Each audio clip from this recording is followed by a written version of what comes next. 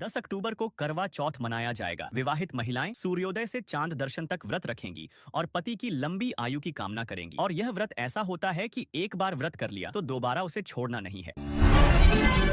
आइए आगे कुछ जानकारी जुटा देते हैं कि हिमाचल प्रदेश के शिमला में करवा चौथ के अवसर पर बैंक बंद रहेंगे, जबकि अन्य राज्यों में बैंक खुलेंगे। आइए आगे कुछ जानकारी जुटा देते हैं कि भारत में मॉनसून सिस्टम सक्रिय है। दक्षिण भारत, पूर्वोत्तर और तटीय क्षेत्रों में बारिश की संभावना बनी है। आइए आगे कुछ जानकारी जुटा देते हैं कि आरएसएस प्रमुख मोहन भागवत 10 अक्टूबर को नागपुर में भोंसले वंश की विरासत पर 6 पुस्तकें जारी करेंगे। आइए आगे कुछ जानकारी जुटा देते हैं कि भारत के दार्जिलिंग क्षेत्र और नेपाल के पूर्वी जिलों में बाढ़ और भूस्खलन से 70 से अधिक लोगों की मृत्यु हुई है। राहत एवं बचाव कार्य जारी है। आइए आगे कुछ जानकारी जुटा देते हैं कि पश्चिमी उत्तर प्रदेश में मौसम अलर्ट। मौसम विभाग ने पश्चिमी यूपी के 13 जिलों में अगले 24 घंटे में भारी बारिश और ओलावृष्टि की चेतावनी दी है। किसानों और आम लोगों से सतर्क रहने की अपील की गई है। आइए आगे कुछ जानकारी जुटा देते हैं कि प्रधानमंत्री ने नई औद्योगिक नीति पर चर्चा की, जिससे रोजगार और निवेश बढ़ाने की उम्मीद है। आइए आगे कुछ जानकारी जुटा देते हैं कि संसद में महंगाई और पेट्रोल डीजल के दामों पर तीखी बहस हुई।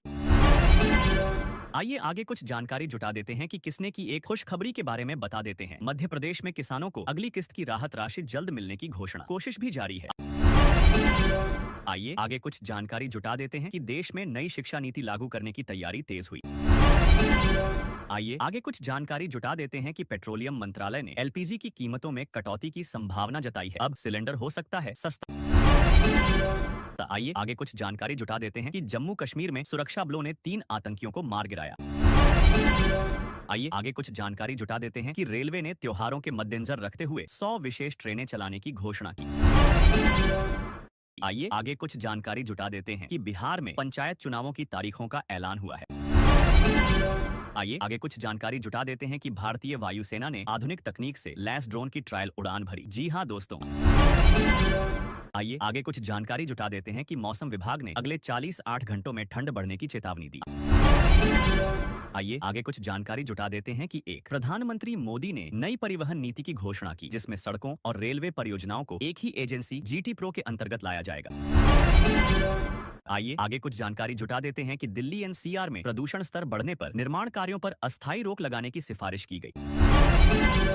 आइए आगे कुछ जानकारी जुटा देते हैं कि आईएमडी ने अगले 48 घंटों में देश के कई हिस्सों में हल्की बारिश की संभावना जताई। आइए आगे कुछ जानकारी जुटा देते हैं कि महाराष्ट्र में अधिक बारिश होने के कारण फसलों को नुकसान, राज्य सरकार ने राहत सर्वे शुरू किया नेकपाल के जरिए। आइए आगे कुछ जानकारी जुटा देते हैं कि दिल्ली पुलिस ने नशे के खिलाफ बड़ी कार्रवाई करते हुए कई जगह छापेमारी की। आइए आगे कुछ जानकारी जुटा देते हैं कि आज मुंबई में पेट्रोल की कीमतें 15 पैसे घटी, डीजल में कोई बदलाव नहीं आया है। आइए आगे कुछ जानकारी जुटा देते हैं कि सोने की कीमतें आज 250 रुपए घटी, चांदी भी सस्ती हुई।